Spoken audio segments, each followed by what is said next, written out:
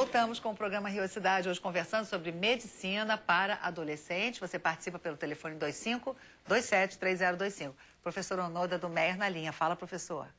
Muito boa tarde a todos. Boa tarde. Boa tarde. Eu gostaria de fazer uma pergunta ao psicólogo. E no caso de pais que querem ser ou parecer com os adolescentes, poderia haver aí embutido algum caso de patologia? Muito obrigado. Obrigada, professor, pela sua presença. Acho que é uma pergunta muito boa. A gente pode dizer que existe até uma patologia social para isso. A sociedade está valorizando muito essa coisa do adolescente, né?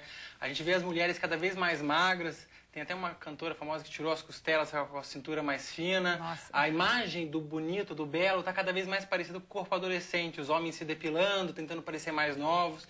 Isso sim é patológico socialmente. É claro assim, existe o adulto, por exemplo, se você vê um adolescente de 15 anos meia hora penteando o cabelo, você acha isso normal. Se você vê uma pessoa de 50 anos meia hora penteando o cabelo, você vai ficar meio assustado. Tem uma coisa do envolvimento, como eu falei, do narcisismo do adolescente que é natural e que se um adulto está muito ligado com aquilo pode ser preocupante. Não que o adulto não possa ser vaidoso, ele pode e deve. É sempre a questão do excesso, né? O excesso é o que vai muito além... É o que te limita. Se o adulto está vendo aquilo, que ele tem que ser adolescente, ele não sabe ter o núcleo de amizade dele, se envolve demais com o filho, quer ser amigo dos amigos do filho, aí pode causar problema pro adulto, pro filho, pra relação familiar. Aí sim é mais preocupante. Olha só, doutora Celise Eliseu, tem duas perguntas aqui, eu vou ler as duas ao mesmo tempo, que são duas mães que fazem colocações que se tocam. A Sebastiana de São Gonçalo tem uma filha de 16 anos que é muito teimosa e nervosa. Ela não me obedece, como eu devo proceder? E depois vem a Rosângela da Vila Kennedy dizendo, tem uma filha de 15 anos que está numa fase em que ela quer mudar absolutamente tudo. Tudo que ela vê de errado, ela quer mudar e fica nervosa com isso, como proceder. As duas questões se tocam bastante. Vamos, então, responder a Rosângela e a Sebastiana e aproveitar e falar das outras características dos adolescentes. Primeiro, isso é normal?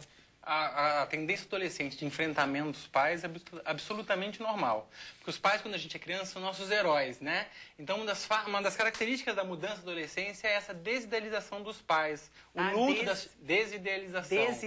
O luto dessas figuras parentais que não erram, que não têm falha. O jovem começa a perceber que o pai erra, que a mãe acorda de mau humor, briga com ele, e aí ele começa a ser muito crítico. Mas aí vai de um ponto, vai de um extremo ao outro. Primeiro são ídolos, depois tudo que o pai fala está errado. Juntamente a aquisição de um comportamento, que é o pensamento abstrato. A criança tem um pensamento concreto, ela pensa no que está na frente dela. O jovem começa a perceber, o adolescente, que ele começa a pensar em coisa que está longe. Por isso que a menina adolescente, ela, quando se apaixona, é para sempre. Quando sente raiva, é muita raiva. Porque está adquirindo esse comportamento, está cristalizando ele. Então, tudo para o adolescente é muito intenso, muito forte, muito poderoso. Tanto a raiva quanto o amor. Então, quando briga com a mãe, eu te odeio, e bate porta, ela precisa viver essa enfrentação, precisa passar por sentimentos novos, até eles se cristalizarem e ficar uma coisa mais tranquila. Ok, então isso faz parte da vida adolescente. Não é preciso encarar, não só a Sebastiana e a Rosângela, mas todos os pais e mães que estão nos escutando agora. Quer dizer, é normal esse radicalismo do adolescente, essa coisa arrebatada. Faz parte, mas não é por isso que os pais têm que aceitar tudo. A função parental de dar limite é de extremamente importância, porque o adolescente está realmente vendo até onde ele pode ir, até onde ele pode gritar, até onde ele pode fazer exigências. É função dos pais ensinar, olha, é até aqui que você pode. Não pode gritar tanto, não pode bater a porta. Os pais às vezes ficam perdidos com isso, com essa mudança repentina mesmo. É importante que se faça isso, né? É fundamental, até para a construção do caráter desse adolescente. Isso. Fala, doutora Celise. É importante que se faça isso, né? Que se estabeleça limites e que se mostre também aos filhos adolescentes. Eu falo como mãe de 3 rapazes, né?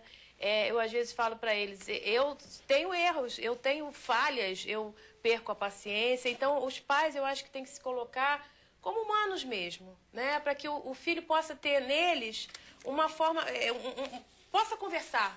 Né? Doutora Celise, sabe uma coisa que eu queria saber? Você que é médica e pediatra, portanto, lida diretamente com adolescentes, quais são as principais dificuldades, os principais males que um adolescente leva para um consultório médico?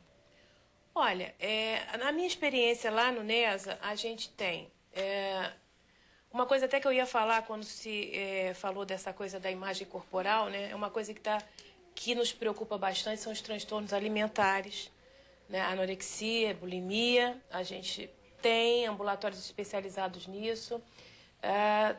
Problemas sociais, a gente tem muito lá no NESA, inadaptações, problemas escolares. E fora isso... Problemas de ordem sexual também, emocional. Também, as doenças sexualmente transmissíveis, também temos ambulatórios especializados lá para tratar disso. Agora, a adolescência é uma fase, na maior parte das vezes, saudável, né?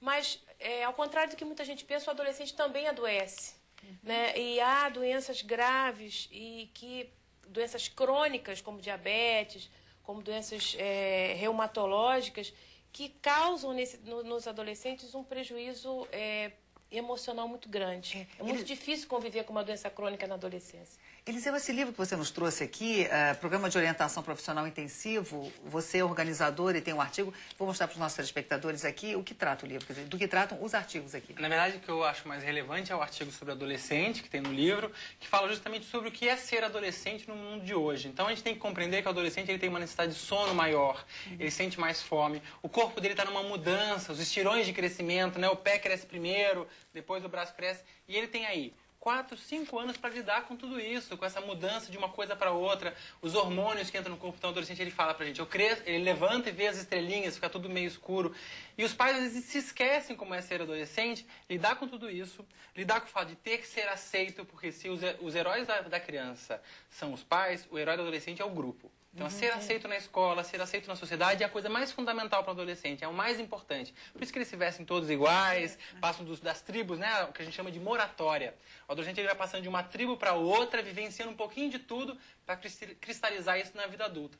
Então, lidar com tudo isso, ainda escolher uma profissão, entrar na vida adulta, é uma turbulência de sentimentos e emoções que ele passa. E é preciso que a gente compreenda isso para trabalhar com o adolescente. Olha só, muitíssimo obrigada. Acho que vocês nos deram um panorama assim, muito bom do que é ser adolescente, como lidar com ele, da necessidade de cuidar do corpo, da mente. Obrigada, Eliseu. Obrigada, doutora Celise.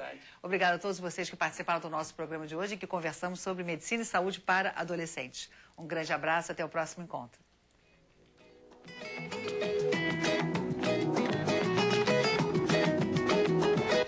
O Instituto Nacional do Câncer está precisando urgentemente de doadores de sangue. Se você não é doador, doe seu tempo divulgando a notícia. Se você é, entre em contato agora, 2506-6580.